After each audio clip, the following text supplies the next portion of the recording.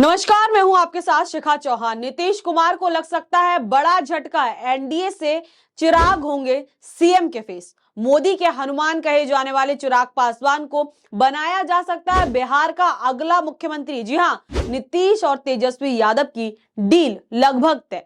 क्या है पूरा मामला, आइए जानते हैं विस्तार से। देखिए, बिहार में एक बार फिर सनसनी सीएम के चेहरे को लेकर मची हुई है। खबरें हैं कि आने वाले बिहार चुनाव का चेहरा चिराग पासवान हो सकते हैं। भाजपा नीतीश का पत्ता कट कर मोदी के हनुमान और पीएम मोदी के करीबियों में से एक कहे जाने वाले चिराग पासवान को पार्टी मुख्यमंत्री बना सकती है और इसकी मांग भी बिहार में अब उठ गई है। अब जो नीतीश कुमार अब तक भाजपा पर प्रेशर बना रहे थे, अब ये राजनीति का जो खेल है ये कहीं ना कहीं उल्टा पड़ सकता है। बात केवल नीतीश कुमार के सीएम बनने को लेकर नहीं है, बल्कि यहां बात चिराग पासवान को लेकर भी है।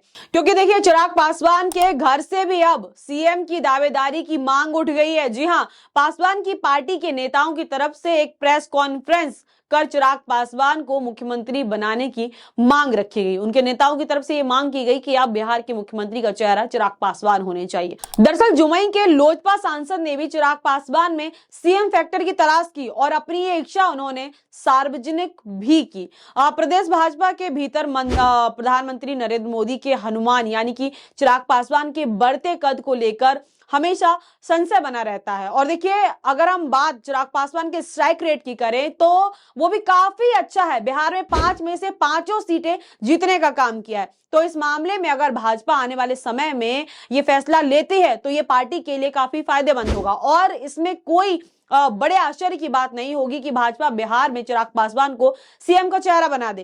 कयास ये भी लगाए जा रहे हैं कि यही कारण है जिसकी वजह से चिराग पासवान, जो कि खुद पिछड़े समाज से आते हैं, अम्बेडकर के मुद्दे पर अब तक उनकी तरफ से कोई प्रतिक्रिया नहीं आई है और उन्होंने जो है चुप्पी साधी हुई है। अब देखना दिलचस्प होगा कि मौसम वैज्ञानिक के बेटे चिराग पासवान आखिर क्या रोल अदा करते हैं। वही देखिए, दूसरी ओर राजनीति के चाणक्य कहे जाने वाले अमित शाह ने भी बिहार में अपनी अगली चाल चल दी है। देखिए, भाजपा हमेशा से ही जो है नीतीश को लेकर श्योर नहीं थी और ना है। और नीतीश कुमार का भी इतिहास कुछ ऐसा रहा है, कुछ इस प्रकार का रहा है कि आज हम तुम्हारे साथ तो कल भैया हम तुम्हारे साथ। कोई भी पार्टी उन पर विश्वास करने से पहले अपना बैकअप प्लान जरूर बनाएगी। अब भाजपा की बात कर ले तो भाजपा ने जो है एक बैकअप प्लान नीतीश को लेके सोच रखा है, ऐसे कयास लगाए जा रहे हैं। क्योंकि अब भाजपा की भी कहीं ना कहीं देखिए मजबूरी है कि बिहार में नीतीश के साथ पार्टी सत्ता पे काबिज है, क्योंकि नीतीश कुमार ही है जिनकी वजह से आज जो बिहार में जो है भाजपा की सरकार है। अब तक नीतीश कुमार भाजपा पर दबाव बना रहे थे,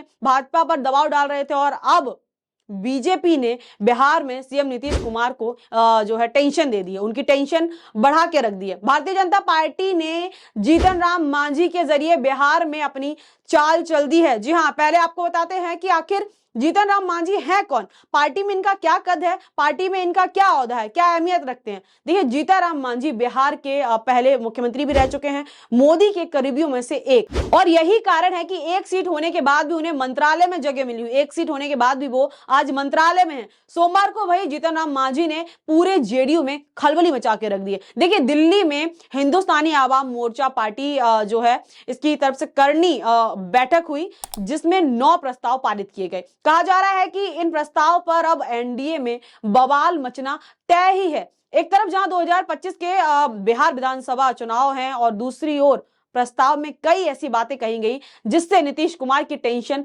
बढ़ सकती है।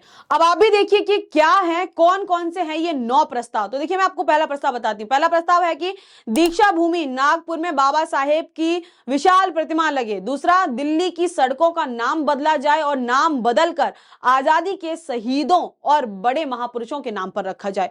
मध्य वर्ग के लिए सस्ती स्वास्थ्य बीमा पॉलिसी लाई जाए। तो वहीं बिहार के सभी तरीके की जो पेंशन है वो कम से कम उसकी जो धनराशि है वो 2000 की जाए। वहीं जो है बिहार के घरेलू उपयोग के लिए 200 यूनिट और 5 एकड़ तक के जो है किसानों के लिए सिंचाई के लिए बिजली मुफ्त मिले। बेरोजगारी नियोजन का भत्ता 5000 किया जाए। बिहार में माता सबरी सम्मान योजना लाकर सभी वर्ग की जो बेटियां हैं उनको लाभ दिया जाए। और वहीं आपको बता दें, नवा क्या है कि बाबा साहब की मूर्ति स्टैच्यू ऑफ यूनिटी के तर्ज पर हो। तो ये तो आपने सुने वो 9 प्रस्ताव जो पार्टी की तरफ से रखे गए उस मीटिंग में। अब देखिए आपको बताते हैं कि पार्टी के राष्ट्रीय और प्रदेश स्तर के अन्य नेता भी इस बैठक में जो है शामिल हुए। सभी नेताओं ने एक सुर में पार्टी को 2025 के विधानसभा चुनाव में मजबूती देने की शपथ ली।